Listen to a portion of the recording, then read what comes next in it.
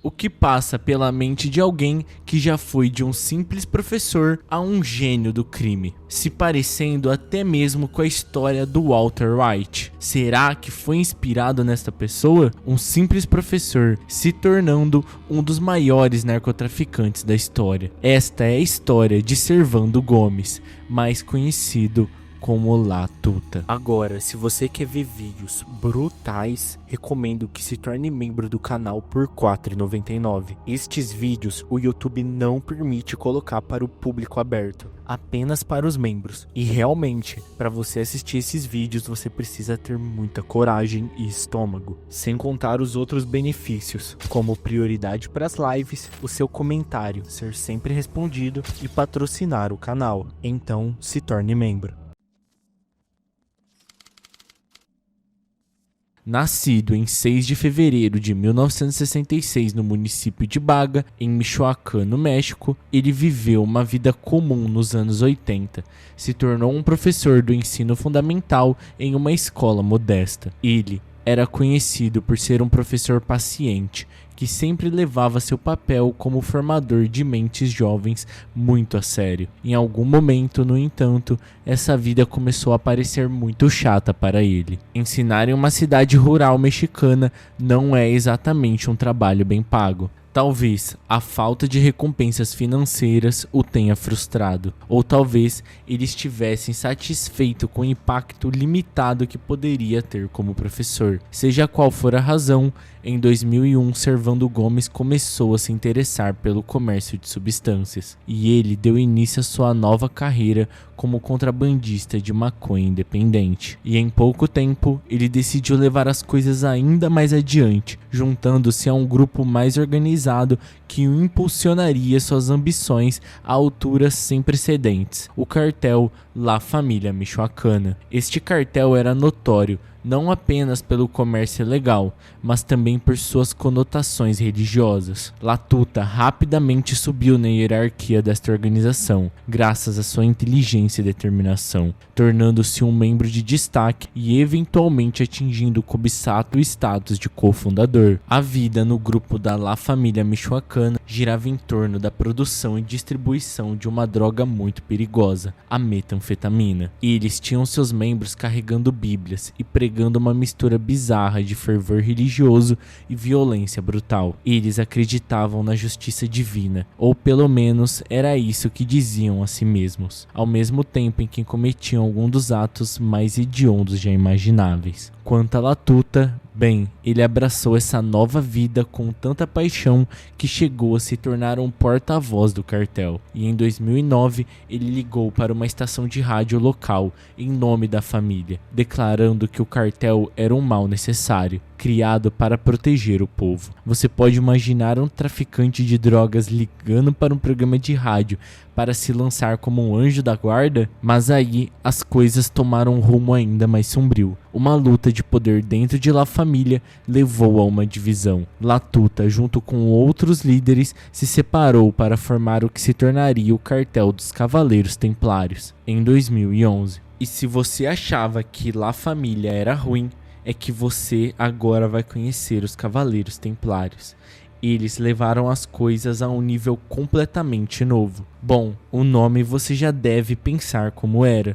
Os Cavaleiros Templários eram altamente armados, com armas poderosas, enquanto pregavam sobre serem anjos da guarda. Meio irônico, com certeza, mas era sobre isso que eles trabalhavam. Como antes da divisão do cartel, os Cavaleiros Templários continuaram com suas raízes em símbolos religiosos. Eles até tinham um código ético, um livreto de 22 páginas distribuído não apenas para os membros, mas também para o público. Eles se pintavam como protetores que lutavam contra o materialismo e prometiam ajudar os pobres. Mas por trás dessa fachada havia uma organização criminosa brutal e implacável. Desde o início, Latuta e os Cavaleiros Templários deixaram claro que estavam aqui para ficar. Eles anunciaram sua presença em março de 2011, pendurando banners por toda Michoacán, proclamando sua aquisição de La Família. É difícil compreender a audácia de anunciar seu império criminoso por meio de sinais públicos,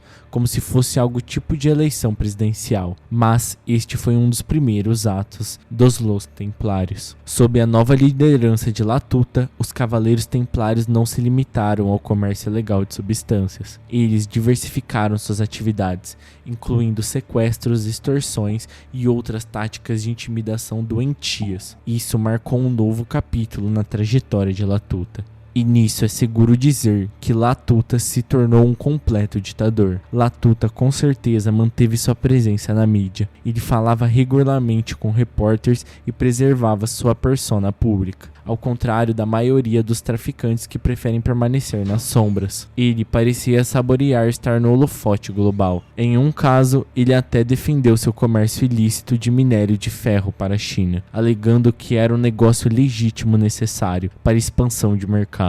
É bizarro assistir a um traficante justificar seus crimes na TV como se estivesse defendendo alguma causa social. Latuta chegou a adotar uma imagem de Robin Hood, embora em uma versão muito mais sombria. Ele desfilava pelas ruas distribuindo dinheiro para os pobres, ao mesmo tempo em que reforçava as leis de seu cartel sobre seus muitos rivais. É quase como se ele fosse um herói, só que meio distorcido.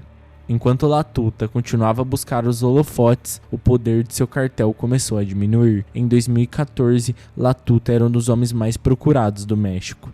Ninguém sabe o que teria acontecido se ele tivesse ficado mais discreto. Talvez ele ainda estivesse por aí, mas seu cartel começou a desmoronar. Ele estava fugindo, se escondendo em casas seguras e até em cavernas. Apesar da imensa recompensa por sua captura, Latuta não conseguiu resistir ao centro das atenções. Suas contínuas aparições na mídia acabariam por levar à sua queda. O governo mexicano estava reprimindo duramente os cartéis de drogas sobre o presidente Enrique Peña Nieto. Prisões e assassinatos de alto perfil de traficantes significavam que o tempo de Latuta estava se esgotando. Apesar de seus melhores esforços para manter o controle, os Cavaleiros Templários começaram a se fraturar pouco a pouco. Lutas internas, deserções e repressão do governo enfraqueceram o cartel. Latuta se viu cada vez mais isolado, pulando de um esconderijo para o outro. Então, em um último lance desesperado por simpatia, ele liberou uma mensagem de áudio pedindo desculpas por seus crimes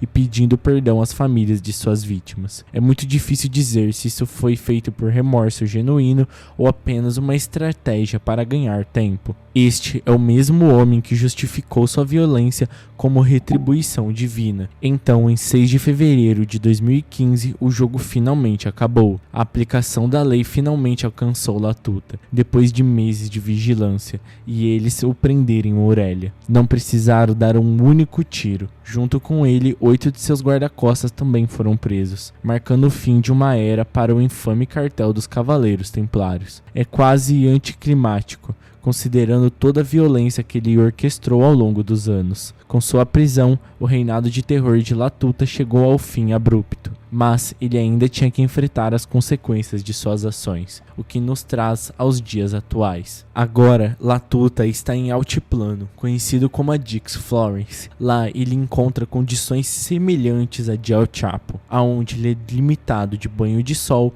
vive em uma solitária extremamente apertada e a sua comida é monitorada. Você acha que a punição de ir para Dix Florence é algo proporcional ao que Latuta fez? Deixe nos comentários. Quero saber a opinião de vocês. Muito obrigado por assistir esse vídeo e até a próxima.